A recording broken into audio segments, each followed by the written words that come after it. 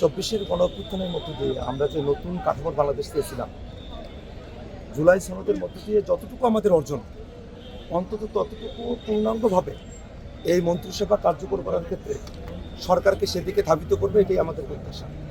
যদিও শপথ গ্রহণের একেবারে শুরুর দিনই আমরা দেখেছি যে তারা সংস্কার পরিষদ সদস্য হিসেবে তারা দায়িত্ব গ্রহণ করেন নাই, তারা শপথ নেন নাই। আজকে কিন্তু দুই ধরনের ব্যাপার এখানে ঘটল।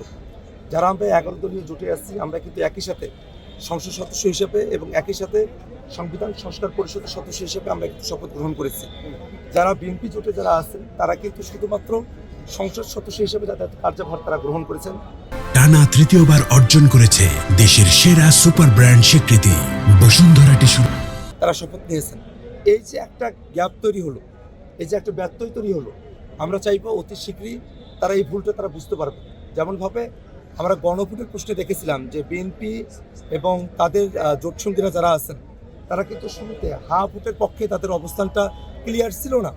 পরবর্তীতে রংপুরে গিয়ে জনাব তারেক রহমান তিনি ভোটের পক্ষে বললেন, এরপরে তাদের ভোটের পক্ষে তাদের একটা অবস্থান আমরা জানতে পারলাম। এই দোদুল্যমানতা না, এই দোদুল্যমানতা জাতিকে কিছুই উপহার দিতে পারবে না, বরং সংস্কারের যে চ্যাপ্টার সেটাকে ক্লোজ করার জন্য আজকে তারা মন্ত্রিসভার দায়িত্বভার গ্রহণ করার সঙ্গে সঙ্গে তারা সংস্কারের পক্ষেও তাদের দৃঢ় অবস্থান ব্যক্ত করবেন। বাংলাদেশে যে 24-এর অভ্যুত্থানের সময়টাতে যে গণহত্যা সংঘটিত হলো, মানবতাবিরোধী অপরাধ সংঘটিত হলো, কয়েকটা মামলাতে রায় দেওয়া হয়েছে। এই রায়গুলোকে কার্যকর করার জন্য এই সরকার, নির্বাচিত সরকার, তারা ভারতের সঙ্গে আলাপ আলোচনা করে আন্তর্জাতিক মহলে কথাবার্তা বলে শেখ হাসিনাকে দেশে ফিরিয়ে নিয়ে এসে রায় কার্যকর করার দায়িত্ব গ্রহণ করবেন।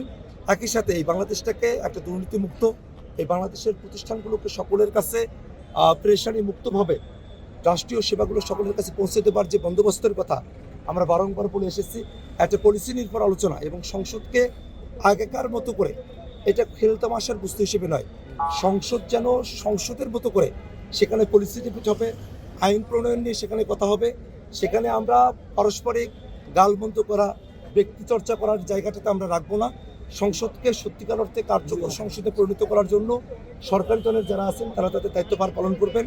আমরা যারা বিরোধী দলের দায়িত্ব গ্রহণ করেছি আমরা আমাদের দায়িত্বের জায়গা থেকে আন্তরিক থাকবো, এটাই আমাদের প্রত্যাশার জায়গা।